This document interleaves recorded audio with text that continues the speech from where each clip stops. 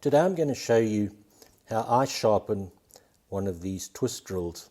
It only takes me a few seconds and I have a very high success rate. Now if you hold a twist drill with the point pointing away from you like that and one of these flutes pointing upwards, then the angle that the twist drill makes is about 120 degrees, 60 degrees on each side. And on your left will be your cutting edge and on your right will be your trailing edge. And if you look at it from the side, this is your cutting edge and this is your trailing edge.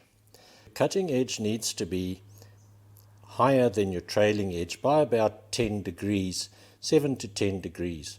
Otherwise it's not going to cut properly. If your trailing edge is higher than your cutting edge, it won't cut at all. So you've got to be careful about that. So there's two angles we have to worry about. The 120 degree, which is your point angle. You can see there it fits in perfectly, 120 degrees. And if I lay it on this line here, it shows you that each side is at 60 degrees like that. So that's what we have to worry about when we're sharpening, and I'll show you how I do that. Now to help me establish my point angle, what I do is draw a few lines at 60 degrees from my grinding surface of my bench grinder, just to help me set up that angle. If I just line it up like that, parallel to those lines. Then with the angle between my cutting edge and my trailing edge, which is called the relief angle, I've just put a 10 degree piece of plastic here for you just to see what 10 degrees looks like. And then I normally just estimate that on my grindstone. I've drawn there a horizontal line across the grindstone. So now I know if I rest my drill bit on the edge of the stage and I touch the cutting edge on that line, then I'm all set up with my relief angle. And if I keep it parallel to those blue lines that I've drawn, then I know I've got my point angle right as well. You can also, if you like, measure the distance from that line to the stage. That's about 1 centimeter. So that gives me an idea of what angle I've got to have come off the stage at to get the relief angle. So we'll just put that all into practice now. Now before I start my bench grinder, I just make sure that I'm parallel to those blue lines and that my cutting edge is parallel to that horizontal line that I've drawn across there. It's important to keep your cutting edge horizontal.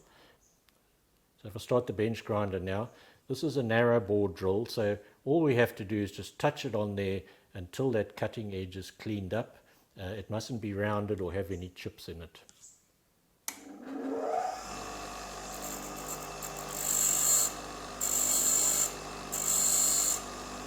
And then I just flip it over, keeping all my angles the same, and I touch the other side up.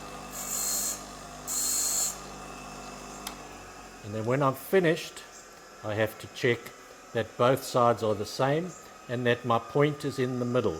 If the point's off center, then your drill's going to wander around and not drill very well. So that all seems to be good. Now with a wider bore drill, you do exactly the same. Get your point angle right, get your relief angle right, and then keep your cutting edge horizontal to that line. But once you've cleaned up the cutting edge, it's advisable just to sweep up like that, just to make sure that you're grinding all the way to the trailing edge.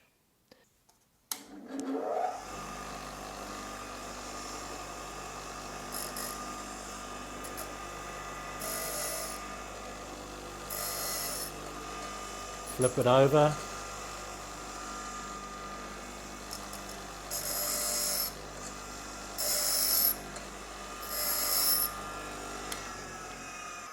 Now we check that both sides are the same. They've got to be mirror images of each other and that your point is in the middle, and that all seems to be fine.